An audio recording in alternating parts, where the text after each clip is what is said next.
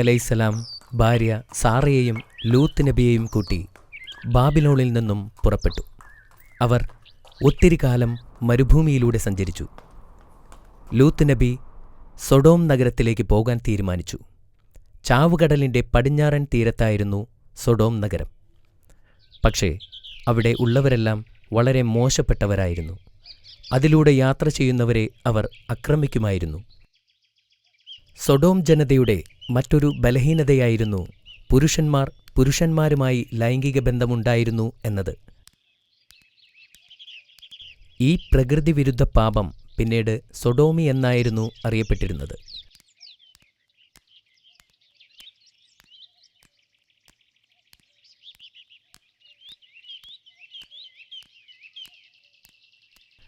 കുറ്റകൃത്യങ്ങളും പാപങ്ങളും ഉയരുമ്പോൾ ദൈവം തൻ്റെ ദൂതനായ ലൂത്ത് നബിയെ ഇസ്ലാമിക പ്രബോധനത്തിനു വേണ്ടി ആ ജനതയിലേക്ക് അയച്ചു.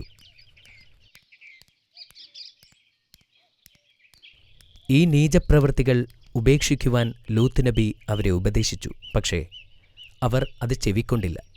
ലൂത്ത് നബി പിന്നീട് അവരെ അള്ളാഹുവിൻ്റെ ശിക്ഷകളെക്കുറിച്ച് ഓർമ്മിപ്പിച്ചു. അപ്പോൾ അവർ ലൂത്ത് നബിയോട് നഗരം വിട്ട് പുറത്തു പോകുവാൻ ഭീഷണിപ്പെടുത്തി.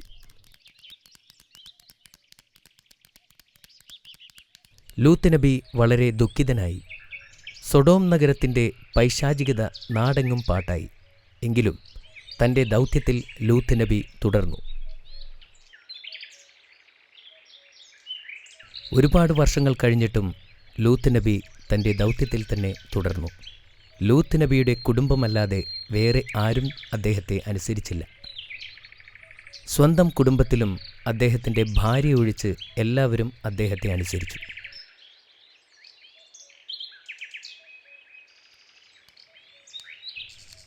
വളരെ കുറച്ചു പേർ മാത്രമേ അദ്ദേഹത്തിൻ്റെ വാക്കുകൾ കേട്ടുള്ളൂ.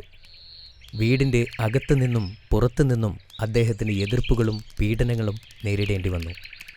അദ്ദേഹം വളരെ ക്ഷമയോടും ദയയോടും കൂടി വീണ്ടും ജനങ്ങളെ സമീപിച്ചു.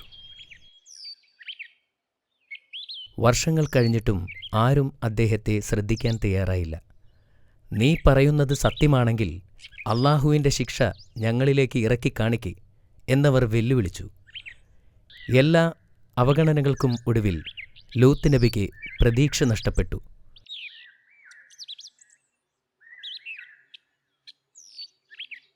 അപ്പോൾ അള്ളാഹു ആ നഗരം നശിപ്പിക്കാനായി മലക്കുകളെ അയച്ചു. മലക്കുകൾ മനുഷ്യരൂപത്തിൽ ഇബ്രാഹിം നബിയുടെ വീട്ടിലെത്തി. ഇബ്രാഹിം നബിക്കും ഭാര്യ സാറയ്ക്കും വളരെ പ്രായമായിരുന്നു. മലക്കുകളെ തൻ്റെ ഭവനത്തിൽ ഭക്ഷണം കഴിക്കാൻ ക്ഷണിക്കുകയും മലക്കുകൾ സമ്മതിക്കുകയും ചെയ്തു. അവർ മലക്കുകൾക്ക് വറുത്ത കാളക്കുട്ടിയെ നൽകി.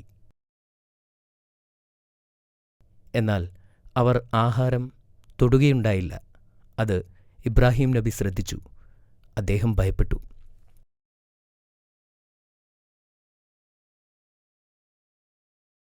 അവർ മലക്കുകളാണെന്ന യാഥാർത്ഥ്യം ഇബ്രാഹിം നബിയെ അറിയിച്ചു. സാറ ഉടൻ തന്നെ ഗർഭിണിയാകുമെന്നും അവർ ഒരു കുഞ്ഞിന് ജന്മം നൽകുമെന്നും അവർ പറഞ്ഞു. ഈ വാർത്ത കേട്ടപ്പോൾ പ്രവാചകനും അദ്ദേഹത്തിൻ്റെ ഭാര്യയും സന്തോഷിച്ചു. നിങ്ങൾക്ക് ജനിക്കുന്ന പുത്രന് ഇസ്ഹാക്ക് എന്ന് പേരിടണം എന്ന് മലക്കുകൾ പ്രവാചകനോട് പറഞ്ഞു. എന്നിട്ട് മലക്കുകൾ സൊഡോം നഗരത്തിലേക്ക് നടന്നു. അവർ ആ നഗരത്തിലെത്തി. മലക്കുകളെ ആദ്യം കണ്ടത് ലൂത്ത് നബിയുടെ മകളായിരുന്നു. അവൾ നദിയിൽ നിന്നും വെള്ളം നിറച്ചുകൊണ്ടിരിക്കുകയായിരുന്നു. ആ സുമുഖരായ മനുഷ്യരെ കണ്ടപ്പോൾ അത്ഭുതപ്പെട്ടു. ഇത്രയും സുമുഖരായ ആളുകളെ അവൾ ഇതിനു മുമ്പ് കണ്ടിട്ടേയില്ലായിരുന്നു. ഇത്രയും ഭംഗിയുള്ളവർ ഭൂമുഖത്ത് ഉണ്ടെന്ന് പോലും അവൾക്ക് വിശ്വസിക്കാനായില്ല. ഇവിടെ വിശ്രമിക്കാൻ വല്ല ഇടവുമുണ്ടാകുമോ എന്ന് മലക്കുകൾ അവളോട് ചോദിച്ചു. ലൂത്ത് നബിയുടെ മകൾ അവരോട് അവിടെ തന്നെ നിൽക്കാൻ പറഞ്ഞു. കാരണം നഗരത്തിലെ നിവാസികൾ അവരെ കണ്ടാൽ അവരെ ഉപദ്രവിച്ചേക്കും എന്നവർ പേടിച്ചു.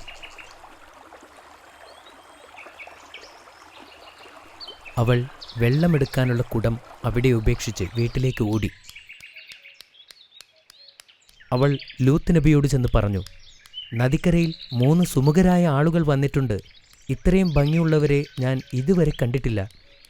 ഇത് കേട്ട് ലൂത്ത് നബി ഭയപ്പെട്ടു. അദ്ദേഹം അവരുടെ അടുത്തേക്ക് ഓടിച്ചെന്നു.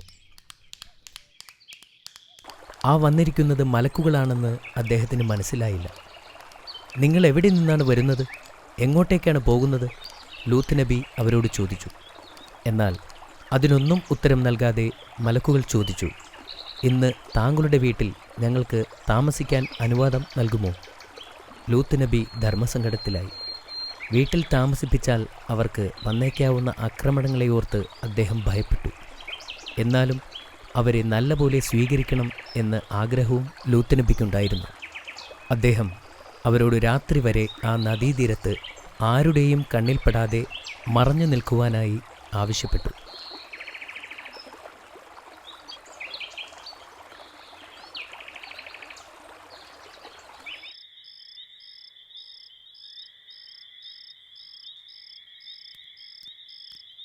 രാത്രിയായപ്പോൾ ലൂത്ത് നബി അവരെ തൻ്റെ വീട്ടിലേക്കെത്തിച്ചു. ലൂത്ത് നബിയുടെ ഭാര്യ ഈ കാഴ്ച കണ്ടപ്പോൾ ആരോടും പറയാതെ വീട്ടിൽ നിന്നും പുറത്തു കടന്നു. എന്നാൽ ഇതാരും ശ്രദ്ധിച്ചില്ലായിരുന്നു. അവർ നഗരനിവാസികളുടെ അടുത്തു ചെന്ന് 3 ഭംഗിയുള്ള ആളുകൾ തൻ്റെ വീട്ടിൽ എത്തിയതായി അറിയിച്ചു. ആ വാർത്ത വളരെ പെട്ടെന്ന് തന്നെ ഗ്രാമം മുഴുവൻ പരന്നു. തൻ്റെ വീടിൻ്റെ നേരെ ജനങ്ങൾ വരുന്നത് കണ്ട് ലൂത്ത് നബി ഭയപ്പെട്ടു. അപ്പോഴാണ് തൻ്റെ ഭാര്യ വീട്ടിൽ ഇല്ലാത്ത കാര്യം അദ്ദേഹം ശ്രദ്ധിച്ചത്. അങ്ങനെ തൻ്റെ ഭാര്യ ചെയ്ത ചതി അദ്ദേഹം മനസ്സിലാക്കി. അദ്ദേഹം ആകെ പരിഭ്രാന്തനായി. അദ്ദേഹം പെട്ടെന്ന് തന്നെ വാതിലുകൾ അടച്ചു. എന്നാൽ നഗരനിവാസികൾ വീടിന് മുന്നിൽ വന്ന് ബഹളം വച്ചു തുടങ്ങി. ലൂത്ത് നബി തൻ്റെ അതിഥികളെ വെറുതെ വിടാനായി അപേക്ഷിച്ചു. ലൂത്ത് നബിയുടെ വാക്കുകൾ അവർ ചെവിക്കൊണ്ടില്ല. അവർ അദ്ദേഹത്തെ പരിഹസിച്ചു.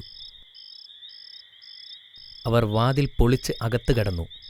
ലൂത്ത് നബി മലക്കുകളെ സംരക്ഷിക്കാൻ ശ്രമിച്ചു. പക്ഷേ അദ്ദേഹത്തിന് നിസ്സഹായനായി നിൽക്കേണ്ടി വന്നു. തൻ്റെ അതിഥികളെ സംരക്ഷിക്കാൻ കഴിയാത്തതിൽ അദ്ദേഹം അസ്വസ്ഥനായി.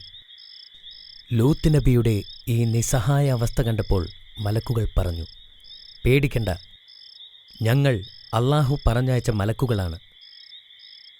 ഈ ആളുകൾ നിന്നെ ഒന്നും ചെയ്യില്ല, ഭയപ്പെടാതിരിക്കൂ. ഇത് കേട്ട് ജനം ലൂത്ത് നബിയുടെ വീട്ടിൽ നിന്നും ഇറങ്ങി ഓടി. അവർ പേടിച്ച് വിറച്ച് സ്വന്തം വീടുകളിൽ അഭയം പ്രാപിച്ചു. മലക്കുകൾ ലൂത്ത് നബിയോട് സൂര്യൻ ഉദിക്കും മുമ്പ് നഗരം വിട്ട് പുറത്തു പോകാൻ ആവശ്യപ്പെട്ടു.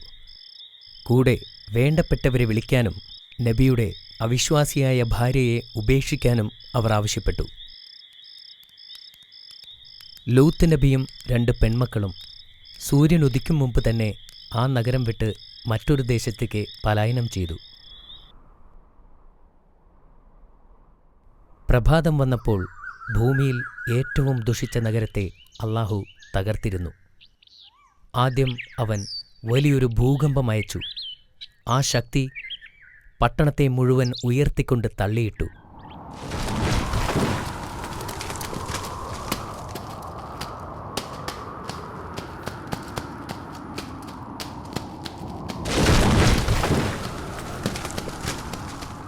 പിന്നെ അല്ലാഹു പട്ടണത്തിൽ ഒരു ചുഴലിക്കാറ്റിനെ അയച്ചു.